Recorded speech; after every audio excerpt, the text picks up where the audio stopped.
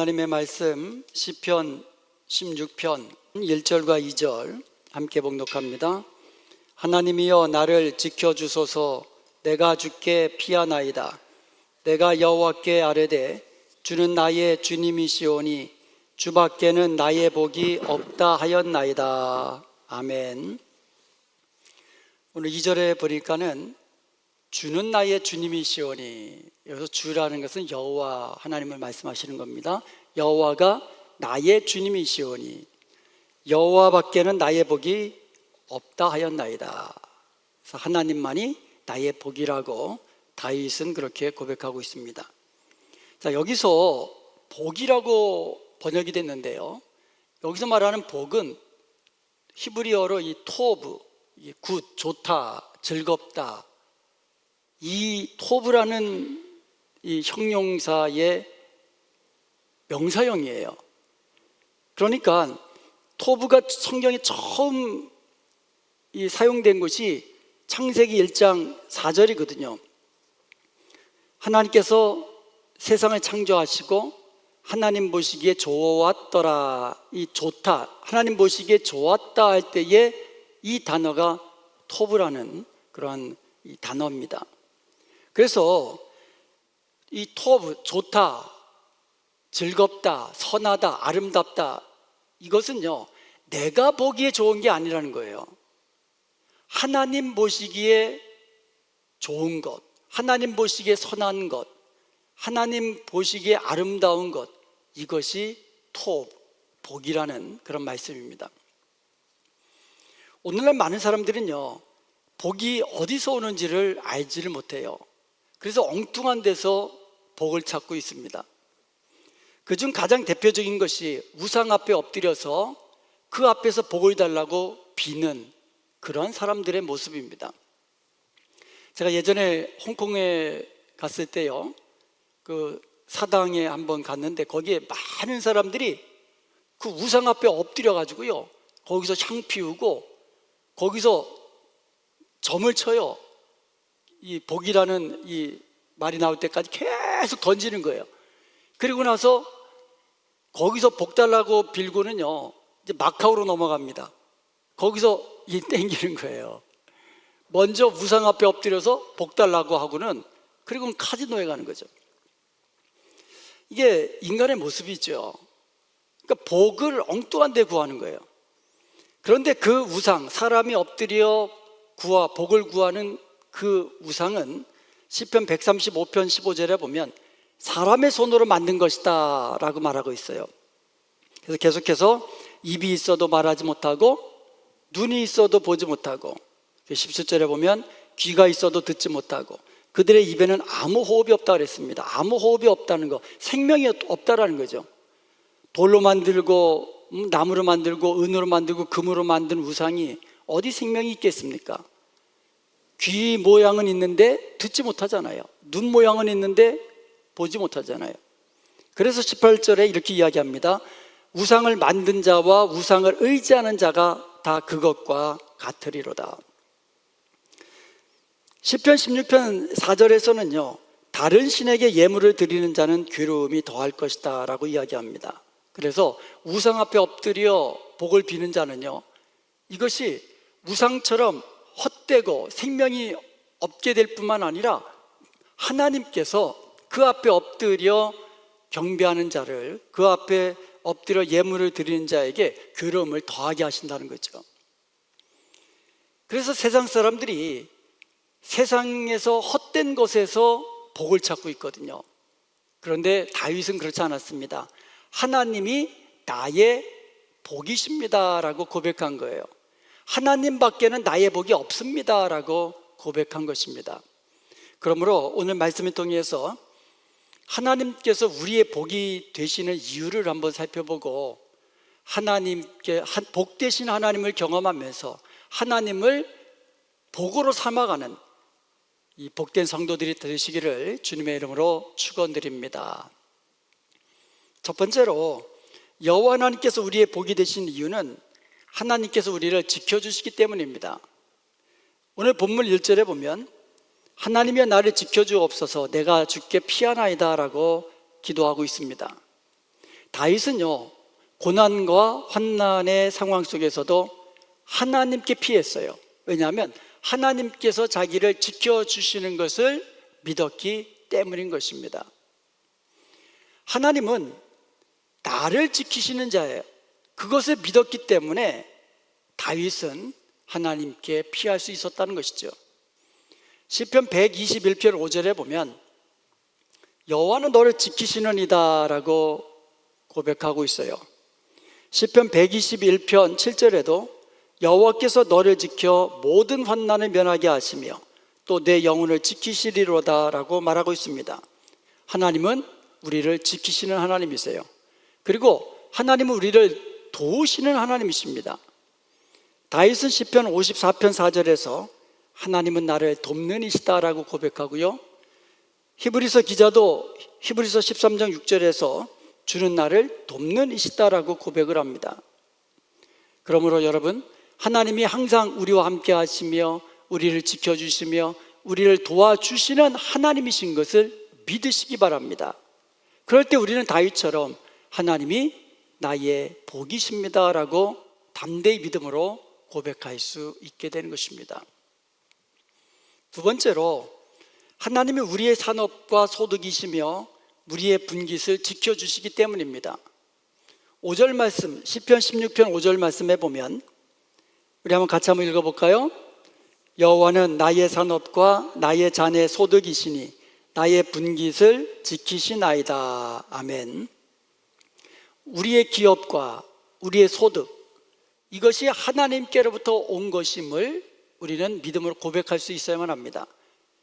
내가 지금 누리는 것, 내가 지금 하고 있는 이 기업, 이 모든 것이 여호와께서 나에게 축복으로 은혜로 주신 것임을 믿음으로 고백할 수 있어야만 합니다.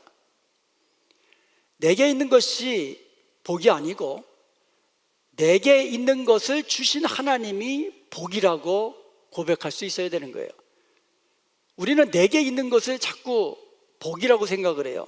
내게 물질이 있으면 물질의 복이라고 이야기해요. 물질이 복이라고 생각하고, 내게 건강이 있으면 건강이 복이라고 생각합니다. 물론 그것도 좋은 거죠. 그렇지만 내게 건강을 주시고 내게 물질을 주신 하나님이 진정한 나의 복이신 것을 믿음으로 고백해야만 하는 거예요. 세상 사람들은요, 내가 지금 많은 것을 누리고 있어도 마음속에서 염려하는 게 있어요. 혹시 이 내게 있는 모든 것이 어느 날 갑자기 없어지지는 않을까? 이러한 염려가 밑바탕에 늘 있는 거예요. 아무리 많은 것을 누리고 있어도 언제 무슨 일이 일어날지 모르기 때문에 내게 있는 이 많은 것들이 언제 없어질지 모른다라는 불안감은 항상 있다라는 것이죠. 그러나 하나님이 나의 분깃을 지켜주시는 것임을 믿는다면 우리는 언제든지 어떤 상황 속에서든지 안전함과 평안함을 누릴 수 있다라는 것이죠. 하나님은 나의 분깃을 지키시는 이다. 이것을 믿을 때에 우리는 안전함을 누리게 되는 겁니다. 그러므로 우리에게 있는 모든 것이 하나님께서 주신 축복이라는 것을 믿으시고, 그리고 내게 있는 모든 것은 하나님께서 지켜주시는 것을 믿는 복된 성도들이 되시기를 주님의 이름으로 축원드립니다. 세 번째로, 하나님이 우리를 훈계하시고 교훈하시기 때문입니다. 시편 16편 7절에 보면 나를 훈계하신 여호와를 송축할지라 밤마다 내 양심이 나를 교훈하도다 라고 노래합니다. 여기서 훈계하다라는 말은 가르치다, 충고하다, 권면하다, 조언하다 이런 뜻이에요. 하나님께서는요, 우리가 마땅히 가야 될 길을 걷도록 하시기 위해서 우리를 권면하시고 또 우리에게 조언을 주시고 그런 하나님이세요. 그리고요, 교훈하다라는 말은 우리를 훈계하다, 징계하다, 견책하다 이런 의미를 가지고 있어요. 하나님이 우리를 훈계하실 때 우리는 우리 마음 깊은 곳에 있는 어떤 죄악들을 보게 됩니다. 깨닫게 됩니다. 그래서 우리는 회개하고 바른 길로 다시 들어서게 되는 것이지요. 그러므로 하나님께서 우리를 훈계하시는 목적은, 그러니까 결국 이제 교훈하다가 훈계하다 하거든요. 훈계하다는 권면하다는 뜻이고요. 이제 번역이 두 개가 이렇게 돼 있는데, 하나님이 우리를 훈계하시고 교훈하시는 목적은 우리를 벌하시고 우리를 망하게 하시고 이게 아니라는 거죠.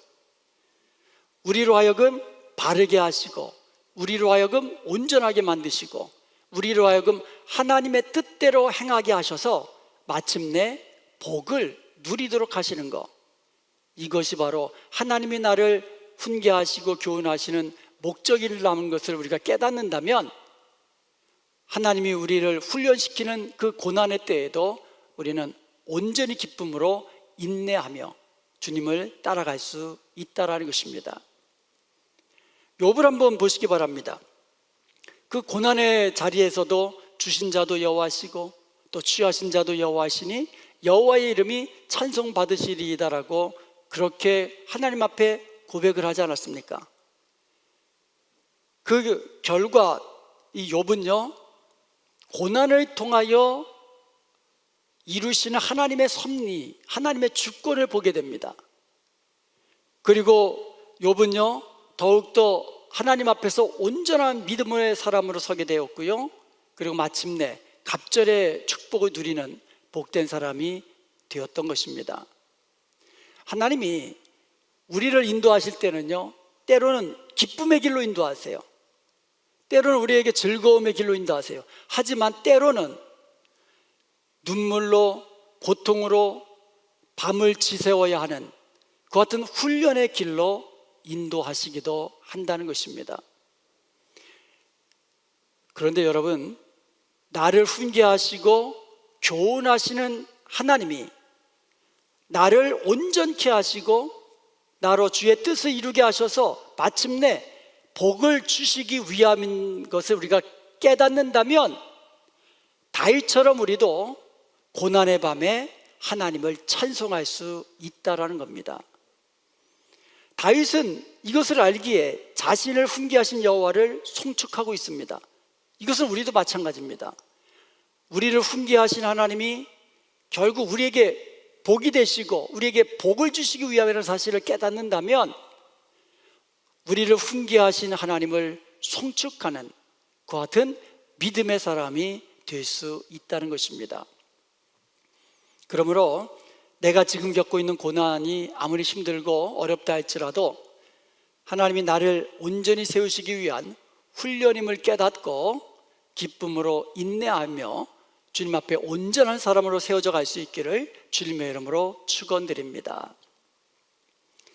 네 번째로, 하나님이 항상 우리와 함께 하시며 우리를 붙들어 주시기 때문에 하나님이 우리에게 복이 되시는 겁니다. 시편 16편 8절에 보면 내가 여호와를 항상 내 앞에 모심이여 그가 나의 오른쪽에 계심으로 내가 흔들리지 아니하리로다 라고 말씀하고 있습니다. 다윗은요, 항상 하나님이 자기 앞에 계심을 의식하며 살았습니다. 그리고 다윗은요, 항상 주님이 자기 우편에 계신 것을 의식하며 살았습니다. 항상 하나님의 임재를 느끼며 살았던 것이지요. 그리고 자기와 함께 하시는 하나님이 능력으로 자기를 붙들어 주심을 또 그는 늘 깨닫고 있었습니다. 의식하고 있었습니다. 그러기에 그는요, 어떠한 위험의 상황 속에서도 요동치 않고 믿음의 굳건한 반석 위에서 하나님만 따라갈 수 있었다라는 것입니다. 환난의 비바람이 몰아치고 고난의 풍랑이 밀려와도 요동치 아니하리로다라고 담대히 믿음으로 고백할 수 있었던 것입니다. 우리도 다윗처럼 하나님 앞에서 늘 하나님의 임재를 의식하며 살아야만 합니다. 이것을 코람데오라고 하잖아요. 라틴어로 하나님 앞에서라는 뜻입니다. 즉 우리가 살아갈 때에 신전의식, 하나님 앞에서 살아간다는 의식을 가지고 살아야 돼요. 이것은요, 하나님이 내 앞에 계심을 의식하는 그와 같은 이 의식 속에서 그리고 하나님이 나를 보고 계시고 하나님이 나를 알고 계신다는 사실을 늘 의식하면서 살아가는 것이고, 또 하나님이 나를 붙들어 주신다는 이 믿음으로 산다는 뜻입니다. 그럴 때 우리는 다윗처럼 어떤 상황 속에서도 요동치 않는 굳건한 반석 위에서 살아갈 수 있다라는 것입니다. 내가 여호와를 항상 내 앞에 모시며, 항상 여호와를 모시고 살았기 때문에 다윗은 9절에서 이렇게 고백합니다. 이러므로 나의 마음이 기쁘고 나의 영도 즐거워하며 내 육체도 안전히 살리니. 사실 다윗이 늘 고난의 상황 속에서 쫓겨가면서 또 늘 불안한 상황 속에서, 이런 상황 속에서 많은 날들을 보냈거든요. 그럼에도 불구하고 다윗이 하나님이 함께 하시고 내 우편에 계시고 나를 붙들어 주신다는 것을 의식하며 사니까는 마음도 기쁘고 영도 즐겁고 육체도 평안히 살 수 있는 그와 같은 복을 누리며 살게 된 것입니다. 그러면 우리도 다윗처럼 항상 복 대신 하나님이 항상 우리와 함께 하신다는 이 하나님의 임재 안에서 기쁘고 즐겁고 또 안전히 거하는 저와 여러분 되시기를 주님의 이름으로 축원드립니다. 아멘. 마지막으로 하나님께서 우리에게 생명길로 보이시기 때문입니다. 하나님이 생명의 길을 우리에게 보여주시기 때문에 하나님이 우리에게 복이 되시는 거예요. 시편 16편 11절에 보면 주께서 생명의 길을 내게 보이시리니 주의 앞에는 충만한 기쁨이 있고 주의 오른쪽에는 영원한 즐거움이 있나이다 라고 말씀하고 있습니다. 여기서 보이다 라는 이 히브리어 단어가 야다예요. 야다. 이 야다라는 히브리 동사는요, 단순히 배워서 지식으로 머리로만 안다는 뜻이 아니에요. 경험으로 안다라는 뜻이에요. 하나님이 우리에게 복이 되신 것을 머리로만 아는 것이 아니라 경험으로 안다는 것이죠. 다윗은요, 실제적으로 자기의 삶 속에서 자신의 고난과 환난 속에서 자기를 지켜주시는 하나님을 경험했습니다. 그리고 자기에게 필요한 모든 것들을 공급해 주시는 하나님을 경험했습니다. 그리고 다윗은 자기 옆에서 자기를 붙들어 주시는 그 하나님을 경험했습니다. 그리고 다윗은요, 자기에게 생명의 길을 보여주시고 그와 같이 하나님, 복 되신 하나님을 늘 경험한 거예요. 그랬기에 다윗은 하나님이 나의 복이십니다, 주밖에 나의 복이 없나이다 라고 고백할 수 있었던 것입니다. 사실 우리에게도 생명의 길 대신 예수님이 우리에게 계시잖아요. 예수님 말씀하셨습니다. 내가 곧 길이요 진리요 생명이니. 예수님이 우리의 생명의 길인 것을 믿으시기 바랍니다.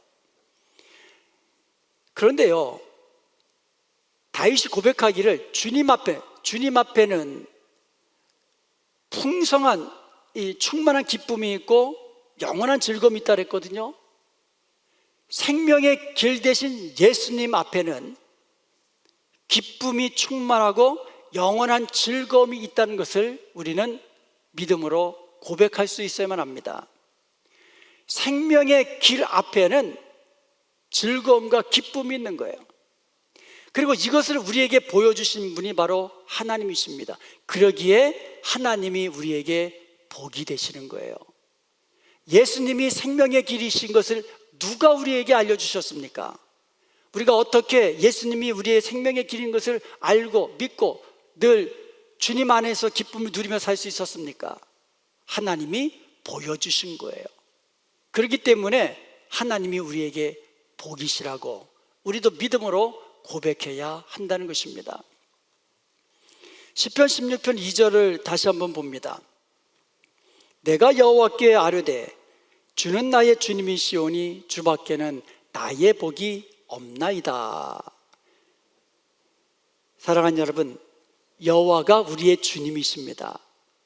여호와 하나님이 우리의 주님이세요. 이 말은 다시 말하면 나는 하나님의 종이라는 뜻이에요. 하나님을 나의 주인으로 여기고 하나님의 말씀에 순종하며 나아갈 때에 우리는 복되신 하나님을 경험하면서 하나님이 나의 복이십니다라고 고백할 수 있다라는 거예요. 누가 복되신 하나님을 경험합니까? 여호와가 나의 주님이십니다라고 고백하며 주님의 말씀을 믿음으로 따르는 자들이 바로 복되신 하나님을 경험하며 하나님은 나의 복이라고 고백하는 성도가 되는 것입니다. 사랑하는 여러분, 우리도 다윗처럼 여호와가 나의 주님이시고 하나님이 나의 복이십니다라고 고백할 수 있기를 바랍니다. 우리도 다윗처럼 경험을 통하여 복되신 하나님을 알게 되기를 원합니다.